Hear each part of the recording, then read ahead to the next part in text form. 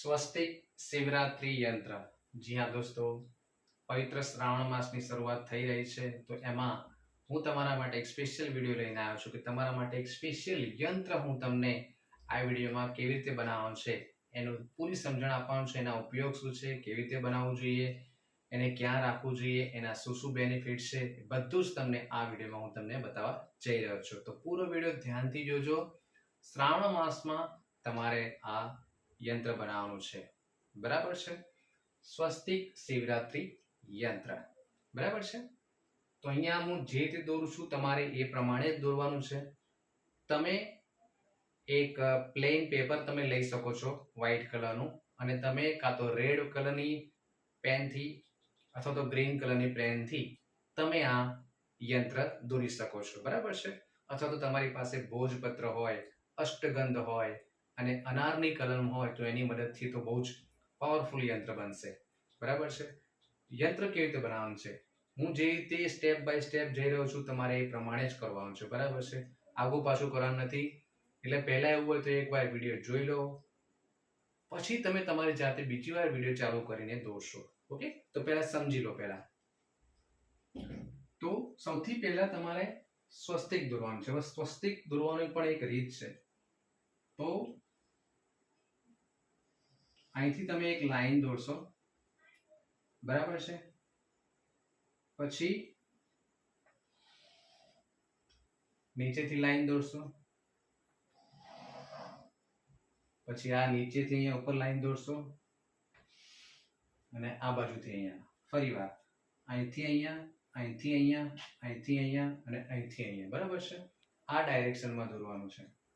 પછી એની બાજુઓ અહીંથી આ બાજુ, અહીં નીચેથી ઉપર,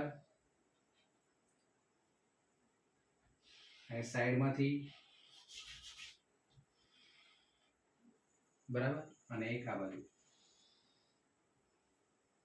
ફરીવાર અહીંથી અહીંયા 2 3 4 5 6 7 8 આ જ ડાયરેક્શનમાં દોરવાનું છે, બરાબર, અને આ જ રીતે।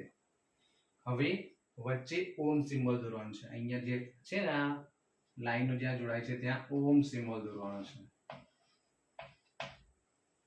ઓમ સિમ્બોલ તો બધાને ખબર જ છે કેવી રીતે દોરવાનું છે, બરાબર છે। આ રીતે સિમ્પલ ઓમ વચ્ચે દોરવાનું છે, આ જ્યાં લાઈનો ક્રોસ થતી હોય ત્યાં, બરાબર। હવે વચ્ચે બીજ મંત્ર લખવાના છે। કયો બીજ મંત્ર? હવે આ જે છે એ સંસ્કૃતના બીજ મંત્ર છે, બરાબર છે। તમારે અહીંયા લખવાનું છે હમ। સંસ્કૃતમાં જે રીતે લખતા હોય ને હમ, એ રીતે હમ લખવાનું છે, હમ, બરાબર છે। પછી અહીંયા શમ, શમ શરણાઈનો શ, બરાબર છે। પછી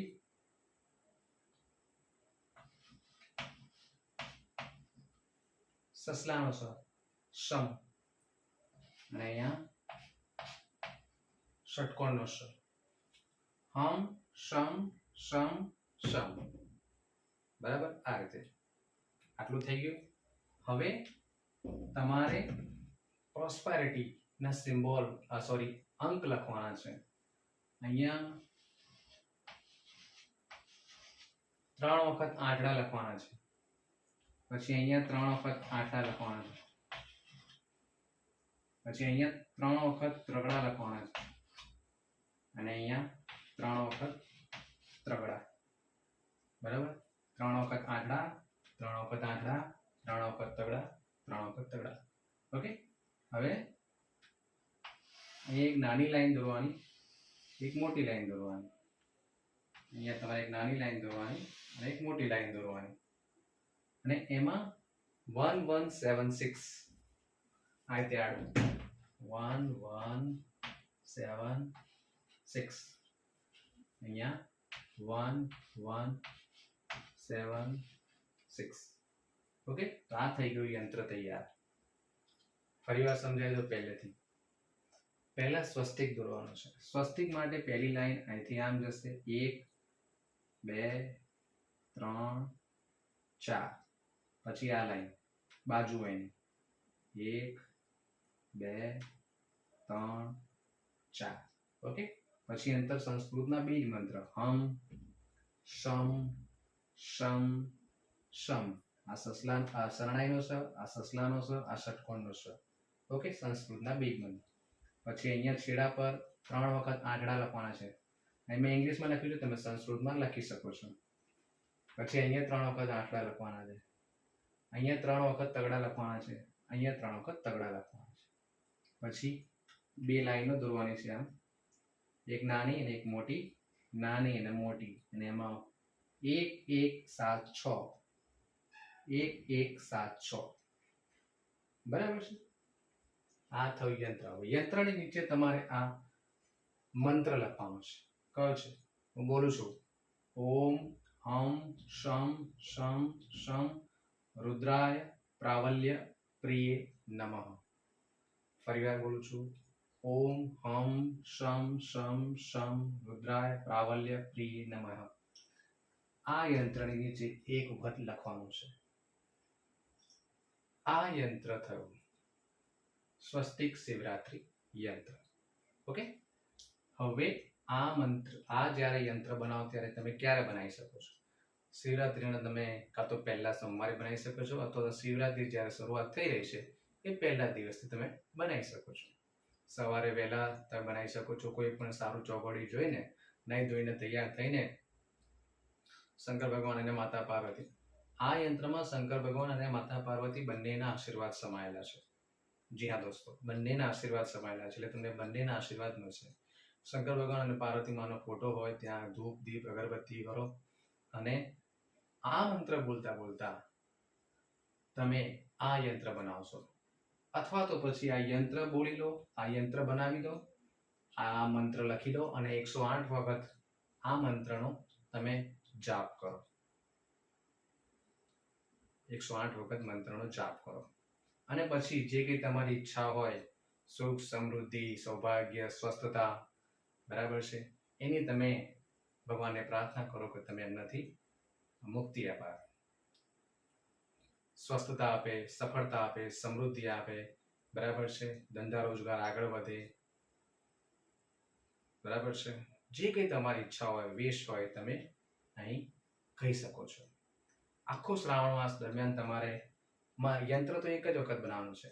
યંત્ર તમારે એક જ વખત બનાવવાનું છે, પણ દરરોજ સવારે અને શક્ય હોય તો સાંજે પણ આ યંત્ર જે પેપર પર તમે બનાવ્યું છે એને સામે રાખીને આ મંત્રનો 108 વખત જાપ કરવાનો રહેશે આખા શ્રાવણ માસ દરમિયાન. બરાબર છે. આ યંત્રને તમે તમારા મંદિરમાં મૂકી શકો છો, કશો વાંધો નથી. બરાબર. અથવા તો ઘરની ઈષ્ટ દિશામાં, પૂર્વ દિશામાં કહીએ છીએ, એમાં તમે એને મઢાઈને લેમિનેશન કરીને પણ દિવાલ પર લગાવી શકો છો. બરાબર છે. શિવ શક્તિ બંનેના આશીર્વાદ સમાયેલા છે. ઓકે, તો આ હતું સ્વસ્તિક શિવરાત્રી યંત્ર. શ્રાવણ માસના પહેલા દિવસે અથવા તો પહેલા સોમવારે તમે બનાવી શકો છો સારા મુહૂર્તમાં.